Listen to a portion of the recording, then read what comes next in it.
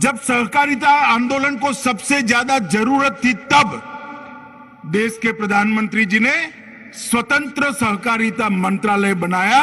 इसलिए एज एक सहकारी कार्यकर्ता भी और आप सबकी ओर से मैं उनको बहुत बहुत धन्यवाद और साधुवाद देना चाहता हूं।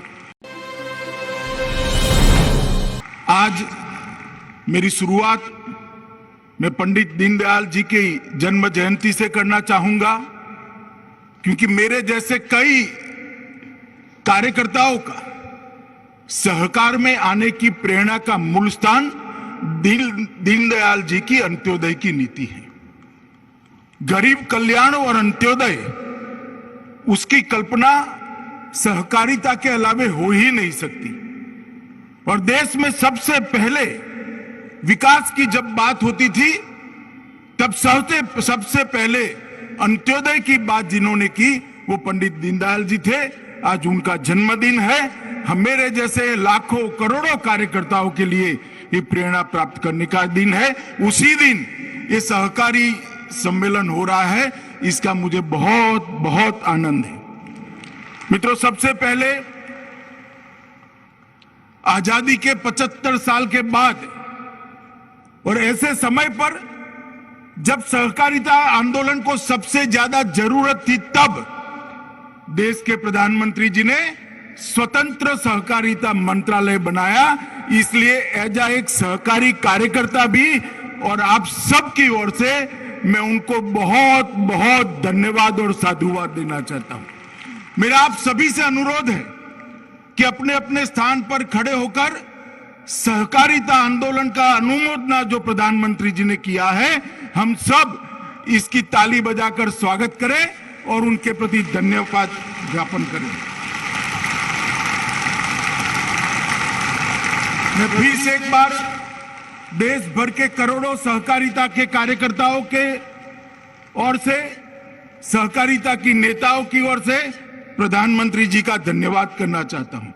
और मेरी ओर से एक विशेष धन्यवाद करना चाहता हूं, क्योंकि मेरी रुचि का जो विषय है, देश में सबसे पहला सहकारी मंत्री बनने का मौका उन्होंने मुझे दिया है। मेरे लिए बहुत गौरव की बात है।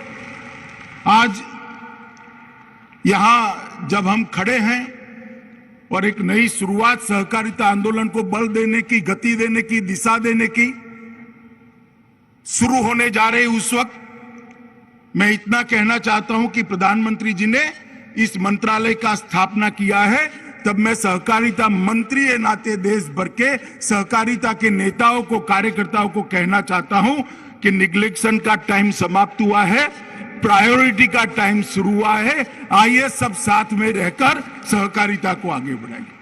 देश के विकास के अंदर सहकारिता बहुत महत्वपूर्ण योगदान दे सकती है। देश के विकास के अंदर सहकारिता का योगदान आज भी है, मगर बहुत सारे आयामों के अंदर, आयामों तक हमें पहुंचना बाकी है। हमने इसको नए सिरे से सोचना पड़ेगा, नए सिरे से रेखांकित करना पड़ेगा, हमारे काम का दायरा बढ़ाने पड़ेगा, काम के अंदर शिस्त लानी पड़ेगी, काम के अंदर पारदर्शिता भी लानी पड़ेगी और काम के अंदर सहकारिता की भावना को स्वभाव की तरह, संस्कार की तरह घुल मिलकर सहकारिता के आंदोलन को आगे बढ़ाएं। देश के करोड़ों किसान, वंचित, पिछड़े, दलित, गरीब, उपेक्षित महिलाएं, उनको विकास का मार्ग केवल और केवल सहकारिता के माध्यम से ही प्रशस्त हो सकता है और कोई मार्ग नहीं है। कई लोग सहकारिता की प्रासंगिकता पर सवाल उठाते हैं। उनको लगता है कि सहकारिता आंदोलन अब इरिलेवेंट हो गया है। मैं बहुत मन से और बहुत मक्कमता के साथ कहना चाहता हूं कि सहकारिता आंदोलन सबसे ज्यादा प्रासंगिक कभी था तो अभी है और बहुत बड़ी मंजिल अभी काटना बाकी है। हर गांव में कोऑपरेटिव के साथ जोड़कर सहकार से समृद्धि, ये मंत्र से हर गांव को समृद्ध बनाना और समृद्ध गांव के संपुट से देश को समृद्ध बनाना, यही सहकारी आंदोलन की भूमिका होती। सहकारिता शब्द सह और कार्य, ये दो शब्दों से बना हुआ है। मिलजुल कर एक लक्ष्य के साथ भातृभाव से एक दिशा में काम करना ही सहकारिता है। और हम हो सकता है, मैं हमेशा कहता हूं, हो सकता है कि देश के करोड़ों लोगों की, हम सब कोऑपरेटिव क्षेत्र में काम करने वालों की ताकत बहुत कम होगी, आर्थिक ताकत भी शायद हमारी कम होगी, मगर हमारी संख्या इतनी बड़ी है, अगर इसको एक बार कोऑपरेटिव के माध्यम से हम इकट्ठा करते हैं तो एक प्रचंड ताकत की निर्मित होती है जिसको कोई हरा नहीं सकता। और ये आत्मविश्वास के साथ सहकारिता आंदोलन ने एक नई शुरुआत करने का समय आ गया है। मोदी जी ने एक मंत्र दिया है सहकार से समृद्धि का, और उन्होंने जो $5 ट्रिलियन की इकोनॉमी का लक्ष्य रखा है, मैं आज मोदी जी को आश्वस्त करना चाहता हूं कि सहकारिता क्षेत्र भी आपके $5 ट्रिलियन की इकोनॉमी के लक्ष्य को पूरा करने के लिए एड़ी चोटी का जोर लगा देगा। और मित्रों, हमारी जो सहकारिता से ताकत बनती है, वो ताकत देश को समृद्ध करने की दिशा में आएगी, इसका मुझे विश्वास है। सहकारिता आंदोलन भारत के ग्रामीण समाज की प्रगति भी करेगा और एक नई सामाजिक पूंजी का कंसेप्ट भी खड़ा करेगा। पूंजी के दुनिया भर में कई व्याख्याएं हैं, मगर हम 10,000 साल से जीने वाले लोग हैं, 10,000 साल की संस्कृति का वहन करने वाले लोग हैं। सामाजिक पूंजी का कंसेप्ट, सामाजिक पूंजी का विचार और सामाजिक पूंजी का संस्कार हमारे सहकारिता आंदोलन को बहुत आगे ले जाएगा। कई देशों के अंदर सहकारिता कानून से अस्तित्व में आती है, कई देशों के अंदर सहकारिता छोटी छोटी पैक्स और बाकी सहकारी समितियों के संविधान से अस्तित्व में आती है। भारत में ये व्यवस्था के लिए जरूरी है। भारत की जनता के स्वभाव में सहकारिता घुल मिल गई है, इसके संस्कार के अंदर सहकारिता है। ये कोई उधार लिया हुआ कंसेप्ट नहीं है, हमारे स्वतः काम से प्रकट हुआ ये सहकारिता कंसेप्ट है। इसलिए भारत में कभी सहकारिता आंदोलन कभी भी इरिलेवेंट नहीं हो सकता। मित्रों, मैं बहुत समय से, लगभग 25 साल से सहकारिता आंदोलन से जुड़ा हूं। छोटी सी छोटी इकाई से लेकर राज्य कक्षा की बड़ी इकाइयों तक मैंने काम किया है। मैंने देखा है कई सारे संकट आते हैं, सरकारें सर्कुलर निकालती है, परिपत्र निकालती हैं, परिपत्र का मॉनिटरिंग करना पड़ता है, मगर हमारे सहकारिता आंदोलन वाले कोई परिपत्र की राह नहीं देखते। बाढ़ आती है तो गांव की पैक्स वहां खड़ी हो जाती है और सबको खाना खिलाने का काम करती है, उनको आसरा देने का काम करती है। कोई डिस्ट्रिक्ट में कोऑपरेटिव बैंक कितना मुनाफा खर्च हो जाएगा इसका चिंता नहीं करता, डिविडेंड कितना कम हो जाएगा इसकी चिंता नहीं करता। अपने कार्य क्षेत्र के अंदर चाहे अकाल हो, चाहे साइक्लोन हो, चाहे बारिश ज्यादा आई हो, बाढ़ हो, वो काम के लिए एक मुश्त होकर सब खड़े हो जाते हैं। सहकारी आंदोलन ने इस देश को ढेर सारे संकटों में यहां पर बाहर निकालने के लिए अपना योगदान दिया है। सहकारिता भारत के लिए नई नहीं है। 1904 से लेकर आज तक भारत ने सहकारिता आंदोलन ने ढेर सारे मकाम देखे, बहुत चढ़ाई ऊंचाई को भी हमने देखा है। कभी हम गिरे, कभी संभले, कभी आगे बढ़े, तेजी से आगे बढ़े, कभी धीरे हुए, परंतु ये गति नहीं रुकी। और मेरा आप सभी से यही अनुरोध है कि ये गति नहीं रुकनी चाहिए। आज इस अवसर पर मैं सहकारिता आंदोलन को बल देने वाले माधवराव गोडबोले, वैकुंठ भाई मेहता, त्रिभुवन दास पटेल, विठ्ठलराव विखे पाटिल, यशवंतराव चौहान, धनंजय राव गाडगिल और लक्ष्मण राव इनामदार जैसे कई लोगों को मैं याद करता हूं और इसको प्रणाम कर कर उनके आशीर्वाद से यह आंदोलन को एक नई गति देने के लिए हम आगे बढ़े, ऐसी प्रार्थना भी करता हूं। मित्रों, जो लोग आज भी मुझे, कई लोग मिलते हैं, कॉर्पोरेट क्षेत्र के लोग भी मिलते हैं, पत्रकार भी मिलते हैं, अलग अलग पॉलिटिकल पार्टी के नेता भी मिलते हैं और सच अर्थ में मुझे पूछते हैं कि सहकारी आंदोलन रिलेवेंट है क्या, उसकी प्रासंगिकता आज भी बनी हुई है क्या, क्या सिद्ध होगा। मैं आज कुछ सहकारी आंदोलन की गुड प्रैक्टिसेस आपके सामने बताना चाहता हूं। सबसे पहले मैं गुजरात से आता हूं, मैं अमूल की बात करना चाहता हूं। अमूल का जन्म सरदार पटेल की दीर्घ दृष्टि से हुआ था। 1946 में अंग्रेजों ने एक फैसला किया कि किसानों ने कंपलसरी फर्जियात रूप से अपना सारा दूध एक प्राइवेट कंपनी को देना पड़ेगा। इसके खिलाफ एक आंदोलन हुआ खेड़ा जिले के अंदर। सरदार पटेल ने त्रिभुवन भाई को कहा कि जब तक आप दूध बेचने की व्यवस्था नहीं करते तब तक दूध का आंदोलन, ये इसके खिलाफ आंदोलन कभी सफल नहीं होता। और वहां एक शुरुआत हुई अमूल की। सरदार पटेल के मार्गदर्शन में त्रिभुवन भाई पटेल ने 2 प्राथमिक ग्राम दूध उत्पादक समितियों का पंजीकरण किया, जिसमें 80 किसान जुड़े हुए, सिर्फ 80 किसान। और वो अमूल आज कहां है? 2020-21 में उसका ग्रुप टर्नओवर 21,000 करोड़ को पार कर गया है मित्र। 53,000 करोड़, 53,000 करोड़ रुपीस उसको पार कर गए। एक दिन में लगभग 30 मिलियन दूध का प्रबंधन ये हमारा कोऑपरेटिव संस्थान करता है। इसके अंदर 36 लाख किसान परिवार जुड़े हुए हैं और विशेषकर महिलाओं को एम्पावर करने का काम किया है। मैंने तो गांव में देखा है, गुजरात में, शनिवार को जब महिला के हाथ में अपना चेक आता है या कैश आती है, इसके चेहरे पर हर्ष देखकर मन को बहुत अंदर तक शांति होती। 36 लाख किसान परिवारों को अमूल आज अपने साथ जुड़ा है। 18 जिलों का ये फेडरेशन है।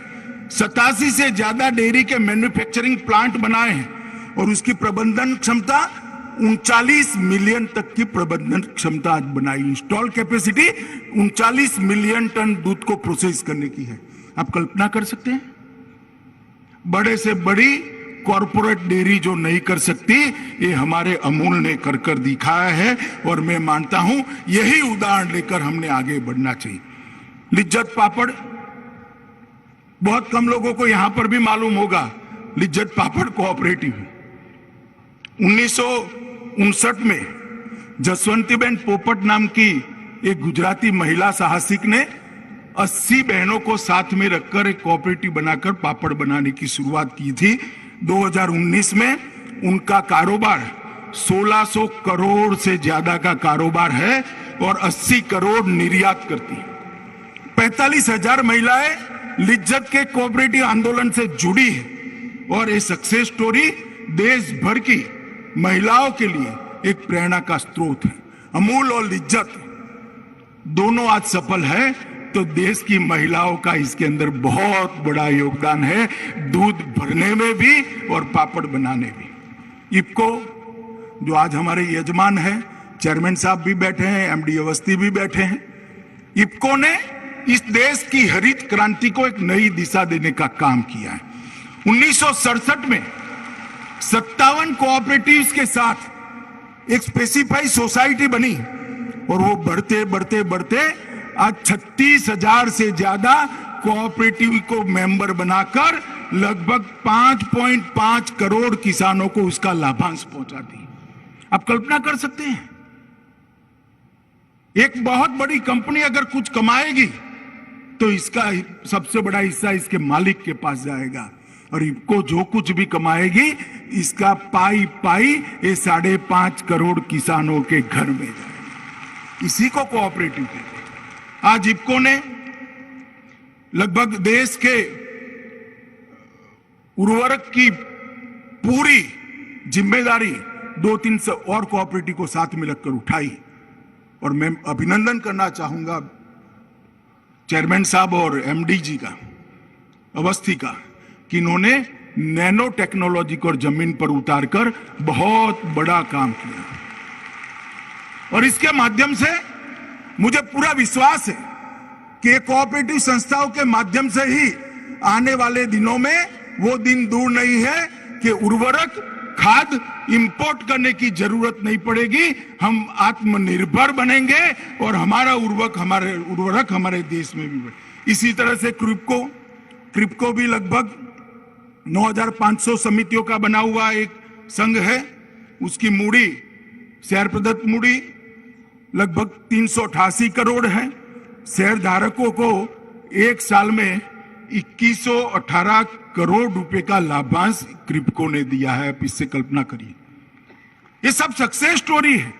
और इतना ही नहीं है, बहुत लंबी सूची है।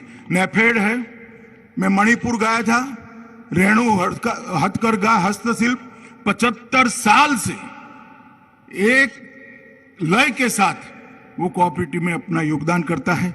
1925 से चलती हुई उरालुंगल श्रम अनुबंध सहकारी समिति केरल, तोटा मारता सहकारी संघ द्रावणगिरी कर्नाटक, कोझिकोड जिला सहकारी हॉस्पिटल, ढेर सारी चीजें जिन्होंने सहकारी आंदोलन के माध्यम से कैसे छोटे छोटे लोगों से पूंजी इकट्ठा कर कर देश के अर्थतंत्र और देश के विकास में कितना बड़ा योगदान दे सकते हैं, और सभी मुनाफा वो छोटे छोटे निवेशकों के घर में कैसे जा सकता है, इसका उदाहरण प्रस्तुत किया।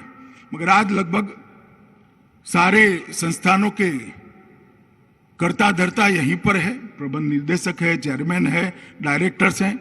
मैं सबको निवेदन करना चाहता हूं कि हमने काफी कुछ करना बाकी है।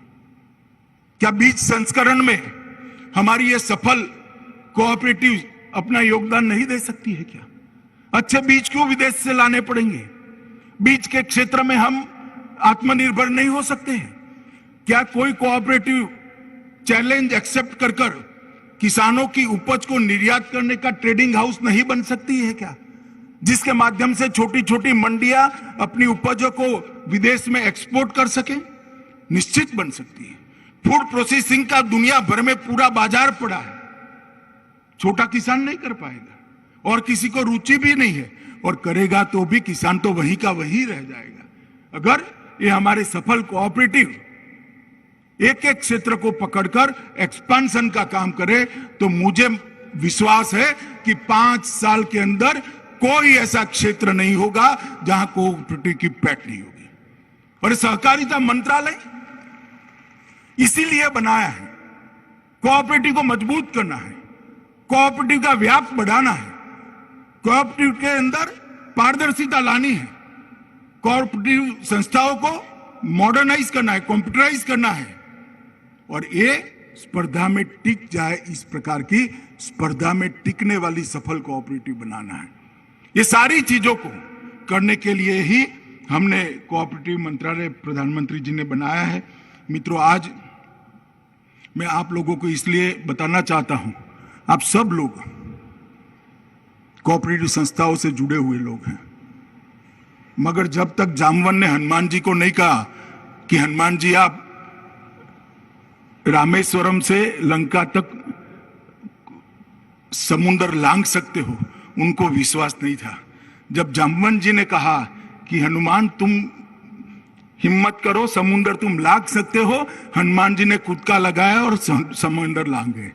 मैं आपको क्या बताऊंगा कोऑपरेटिव क्या है, आप सब मुझसे ज्यादा अनुभवी कोऑपरेटर है, परंतु मैं आज कुछ चीजें इसलिए बताना चाहता हूं जिससे हमारी स्ट्रेंथ का हमें परिचय हो। मित्रों, लगभग 91% गांव ऐसे हैं जहां छोटी बड़ी कोई न कोई कोऑपरेटिव संस्था काम करती है। दुनिया में कोई ऐसा देश नहीं होगा जिसके 51% गांव में कोऑपरेटिव की उपस्थिति। सहकारी समितियों की संख्या 8,55,000 से ज्यादा रजिस्टर्ड सहकारी समितियां हैं। लगभग क्रेडिट सहकारी समितियां 8.5 लाख से ज्यादा क्रेडिट कोऑपरेटिव सोसाइटी है। ऋण न देने वाली सहकारी समितियां 7 लाख से ज्यादा है। राष्ट्रीय स्तर के सहकारी संघ 17 से ज्यादा है। राज्य स्तरीय सहकारी बैंक 33 है।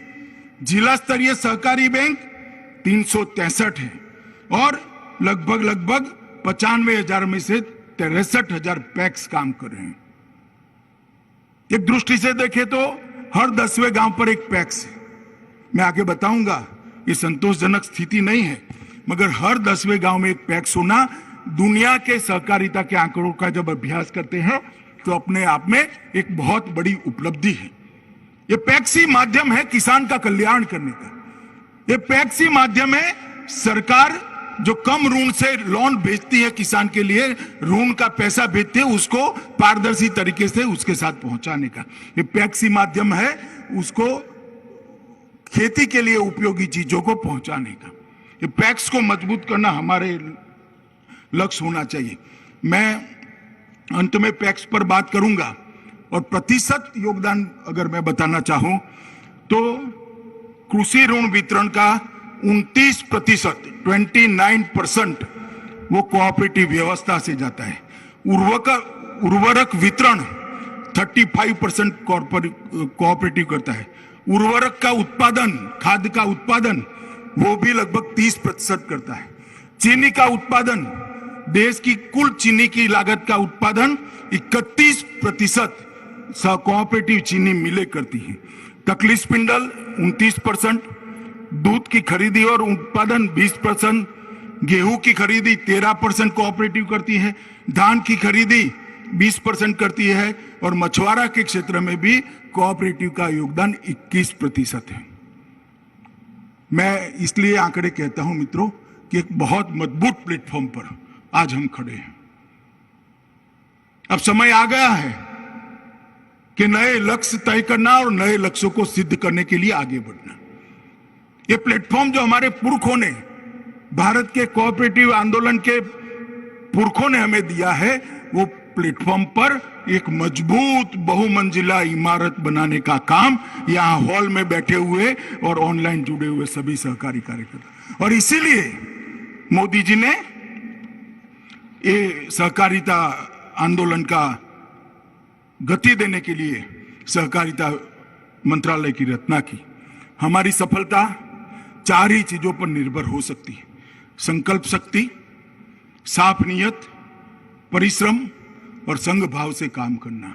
ये 4 मूल सिद्धांत है। अगर हम सब अपना कोऑपरेटिव के अंदर इसको लेटर एंड स्पिरिट में पहुंचाते हैं तो मुझे लगता है हमारे आंदोलन को बहुत बड़ी गति मिलेगी।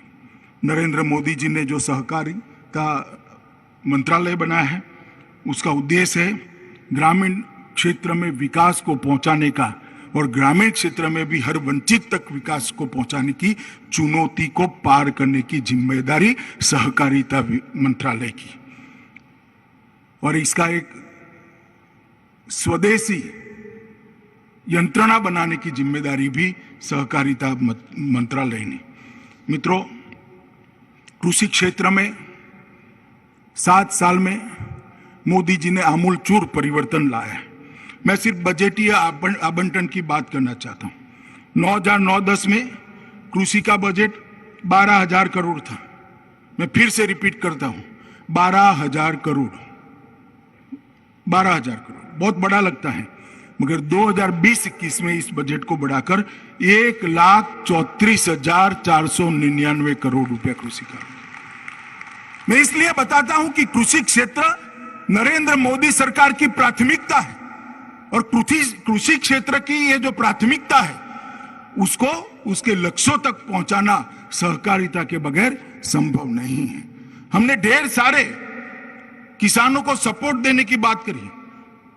स्वामीनाथन आयोग आया तब से बात करते थे कि किसानों की आय बढ़नी चाहिए, लागत से 50% ज्यादा होना चाहिए, कोई नहीं देता था। पहली बार नरेंद्र मोदी सरकार ने लागत से ज्यादा एमएसपी तय कर किसानों को पहली बार फायदा पहुंचाने का काम किया है। और मित्रों, मैं बहुत सारी रिपोर्ट कोट कर सकता हूं जिसके अंदर स्पिरिट थी, मगर ये होती नहीं थी। प्रधानमंत्री किसान सम्मान योजना देश के 11 करोड़ किसानों को लगभग 1,58,000 करोड़ रुपया, 1,58,000 करोड़ रुपया डायरेक्ट डीबीटी से पहुंचाया गया है। मित्रों, स्टार्टअप शुरू करने का एक नया अभियान चला है। 10,000 नए एफपीओ बनाए गए हैं। लगभग 6865 करोड़ रुपया वित्त पोषण के लिए अलग से खर्च किया जाना है। ई नाम मंडी की योजना लाए हैं, सॉइल हेल्थ कार्ड दिया है, और ये सारी चीजों के अंदर सहकारिता क्षेत्र का और पैक्स का एक रोल है। हमने सारी चीजों को अपने पैक्स के अंदर मजबूती से इसका अध्ययन कर इसकी इंप्लीमेंटिंग एजेंसी गांव स्तर पर बनने की शुरुआत करनी पड़ेगी, तभी ये सारी चीजें नीचे तक पहुंच पाए। मित्रों, सहकारिता मंत्रालय का जो गठन किया है कई सारे लोग कहते हैं कि स्टेट सब्जेक्ट है। मैं स्टेट और सेंटर के झगड़े में पड़ना नहीं चाहता, इसका कानूनी जवाब आराम से दिया जा सकता है। मगर मैं इतना ही कहना चाहता हूं, भारत सरकार का मोदी जी के नेतृत्व में बना सहकारिता मंत्रालय सब राज्यों के साथ सहकार कर कर चलेगा, किसी से संघर्ष करने के लिए नहीं बना। इसलिए किसी के भी मन में सोचने की जरूरत नहीं है स्टेट सब्जेक्ट है या सेंट्रल सब्जेक्ट है। हम मदद सबकी कर सकते हैं, राज्यों की भी करेंगे, सबको साथ में लेंगे और आंदोलन को आगे बढ़ाएंगे। सहकारी समितियों को जमीनी स्तर तक पहुंचाने का काम इस सहकारिता मंत्रालय के तत्वाधान में होगा। बहुराज्य मल्टी स्टेट कोऑपरेटिव को उसको सुगम बनाने के लिए हम बहुत कम समय के अंदर एक्ट में बहुत सारे बदलाव लेकर आ रहे हैं। विकास पथ पर आगे बढ़ने के लिए एक बहुत बड़ी बात हुई, हमने तय किया है कि कुछ समय के अंदर ही नई सरकार नीति, पहले अटल जी लेकर आए थे 2002 में, अब मोदी जी लेकर आएंगे 2021-22 में। ये आजादी का 75वां साल है। अमृत महोत्सव में नई सहकार नीति को बनाने की हम शुरुआत भी करेंगे। पैक्स को मजबूत करना, 63,000 पैक्स 6 लाख गांवों के बीच में कम है। हम एक लक्ष्य रखेंगे कि आने वाले 5 साल के अंदर हर दूसरे गांव में पैक्स हो जाए। पैक्स की संख्या को 65,000 से बढ़ाकर 3 लाख तक पहुंचाने के लिए उचित कानूनी खाका तैयार करने का काम ये सहकार मंत्रालय करेगा और वो एडवाइजरी होगा, स्टेट के पास भेजेंगे, स्टेट अपने कानूनों में परिवर्तन करे। सबसे बड़ी दिक्कत ये है कि एक पैक्स बैंकरप्ट हो जाता है, जब तक उसका वाइंडिंग अप का काम समाप्त नहीं होता है नया पैक्स बन नहीं सकता है। इसकी कानूनी व्यवस्था करनी पड़ेगी, वो पैक्स को साइड पर रखकर वाइंडिंग अप का काम शुरू हो जाए, नए पैक्स की रचना हो और सहकारिता आगे बढ़ जाए। हम ये भी सुनिश्चित करेंगे कि सभी के सभी पैक्स का कंप्यूटराइजेशन समाप्त हो। इसमें भारत सरकार भी अपना बड़ा योगदान देने वाली है और सारे पैक्स का कंप्यूटराइजेशन भारत सरकार करने के लिए बहुत कम समय में एक योजना लेकर आएगी। मित्रों, कंप्यूटराइजेशन के साथ साथ एक ऐसा सॉफ्टवेयर बनाने की भी कवायद चालू करी है जो पैक्स, डीसीबी और नाबार्ड तीनों को जोड़ेगा। एक ही सॉफ्टवेयर से अकाउंटिंग सिस्टम पैक्स की, डिस्ट्रिक्ट कोऑपरेटिव बैंक की और नाबार्ड की एक लय के साथ होगी और 100 भाषा में होगी, स्थानीय भाषाओं में होगी। मित्रों, पैक्स को एफपीओ बनाने के लिए भी क्या किया जा सकता है, इस पर मेरा मंत्रालय काम कर रहा है। मेरा आग्रह है सहकारिता प्रशिक्षण पर, सहकारिता प्रशिक्षण को और पैना करना पड़ेगा, प्रोफेशनल करना पड़ेगा। स्किल डेवलपमेंट के सारे एरिया जो सहकारिता को छूते हैं, वो सारे एरिया के स्किल डेवलपमेंट की व्यवस्था करनी पड़ेगी। बहुत बड़ा कॉर्पोरेट्स होता है मगर उसका उचित उपयोग करना, इसके लिए भी मेरा मंत्रालय एक कार्य योजना बना रहा है। क्रेडिट सोसाइटियों की भूमिका और मजबूत और नीचे तक ले जाने की जरूरत है, जिससे छोटे से छोटे व्यक्ति को क्रेडिट मिल सके। दीपावली का त्योहार है और 1000 रुपया किसी को चाहिए त्योहार मनाने के लिए, इनकम है मगर आज नहीं है क्योंकि 2 महीने पहले घर में बीमारी आ गई थी, तो उसको 1000 रुपया मिल जाए, उसकी दीपावली अच्छी जाए। इस प्रकार की क्रेडिट सोसाइटी नीचे तक बननी चाहिए। ये कोई बैंक नहीं कर सकता। बैंक कागज मांगेंगे, अरे भाई इसके पास कागज होते तो 1000 रुपया लेने को काहे को आता, वो कागज नहीं है। हमारी कोऑपरेटिव क्रेडिट सोसाइटियां जो छोटे छोटे लोन देती है 2 आंख की शर्म से देती है और मैं मानता हूं इसको हम नीचे तक मजबूत करने का काम करेंगे। किसान क्रेडिट कार्ड में भी पैक्स की भूमिका कुछ राज्यों में अभी तक बनी नहीं है, इसको हम बनाने के लिए पूरा प्रयास करेंगे। प्रायोरिटी सेक्टर लेंडिंग, सिर्फ अल्पकालीन ऋण नहीं, सभी प्रायोरिटी सेक्टर लेंडिंग में कोऑपरेटिव की भूमिका बढ़ाने के लिए सभी प्रायोरिटी सेक्टर लेंडिंग के भारत सरकार के मंत्रालयों के साथ सहकारिता मंत्रालय काम कर जमीन पर प्रायोरिटी लेंडिंग सभी प्रकार के कोऑपरेटिव के माध्यम से हो, इसके लिए हम करेंगे। जैसे स्व सहायता जुट, आज तक देश में स्व सहायता जूथों ने अपनी स्पेसिफाई सोसाइटी नहीं बनाई। ये अमूल जो है ना, ये स्व सहायता जूथों का ही स्पेसिफाई सोसाइटी है। अमूल की तरह स्व सहायता जूथ हर राज्य में अपनी स्पेसिफाई सोसाइटी बनाकर छोटी छोटी स्व सहायता जूथों ने बनाई हुई चीजों के मार्केटिंग की व्यवस्था कर सकता है। इसके लिए भी एक विशेष कानूनी प्रबंधन करने की जरूरत है। इस पर भी हम काम कर रहे हैं। मछुआरा सहकारिता के लिए भी सबसे बड़ा समुद्र किनारा हमें पास है। इसका दोहन हम पर्याप्त मात्रा में नहीं कर सकते। छोटे मछुआरों के पास बड़ी बड़ी चीजें लेने का ना नेट लेने के पैसे, ना यांत्रिक बोट लेने का पैसा है। तो मछुआरा कोऑपरेटिव बनाकर उनको एक प्लेटफॉर्म देंगे जिससे इसका मुनाफा सीधा मछुआरे के बैंक अकाउंट में पहुंचे। इस प्रकार की व्यवस्था करने के लिए भी हमने काम किया है। इसी प्रकार से ट्राइबल क्षेत्र में जनजातीय सहकारिता जो वन उत्पाद है उसके लिए भी कोऑपरेटिव बनाकर उसकी मार्केटिंग की व्यवस्था ये नरेंद्र मोदी जी के नेतृत्व में हम करने जा रहे हैं। मित्रों, बुनियादी खाका सहकारी समितियों का और देश भर के हर राज्य के कानून के अंदर एक प्रकार की सिनर्जी हो, इस प्रकार का प्रयास भी हमने हाथ में लिया है।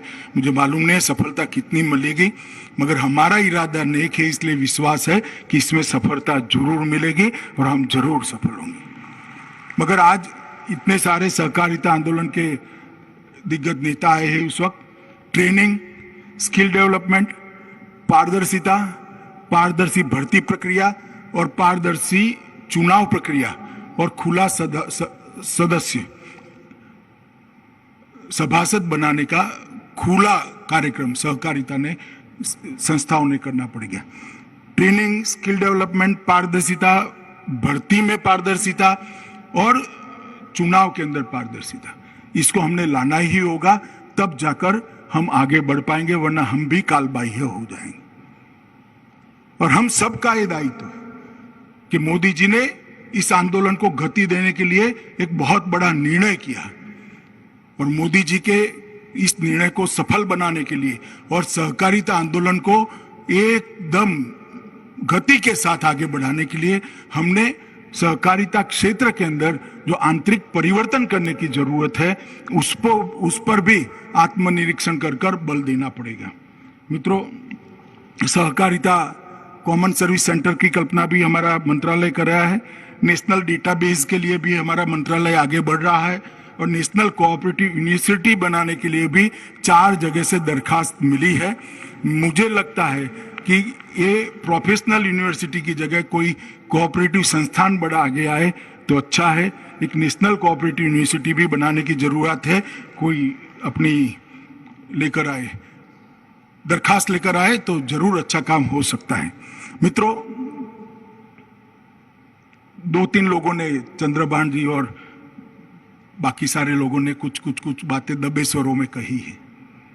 मैं उनको इतना कहता हूं कि आप न बोले हो तो भी चलता, बोले ये भी अच्छा हुआ, मुखर कर बोलते तो भी अच्छा हुआ, मगर ये सारी चीजों की मुझे मालूमात है क्योंकि मैं आप में से ही हूं।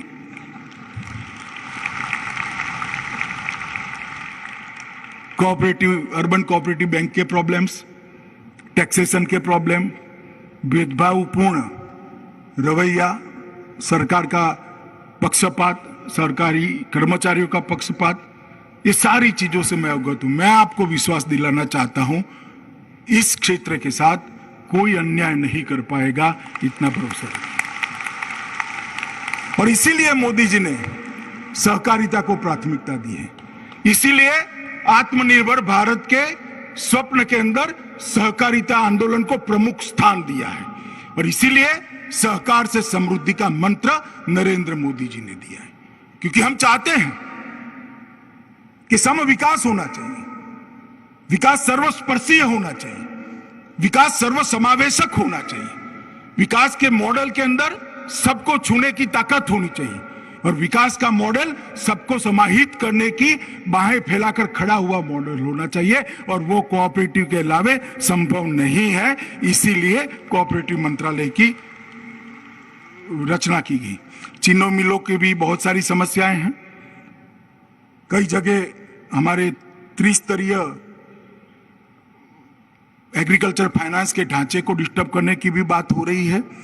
मैं इन सब में बहुत अभी कुछ स्पष्टता से इसलिए नहीं कह रहा हूं कि विचार चल रहा है, सबसे चर्चा भी करना है, परंतु मैं इतना जरूर कहना चाहता हूं कि आपकी समस्या आप जरूर मुझे लिख कर भेजिए, जरूर लिख कर भेजिए। छोटी से छोटी चिट्ठी को मैं ध्यान से पढ़कर इस पर उचित निर्णय करूंगा, मगर लिख कर नहीं भेजेंगे तो भी मैं सामने से संपर्क कर आपकी तकलीफों को समझकर उसके निवारण के लिए प्रोएक्टिव रहूंगा।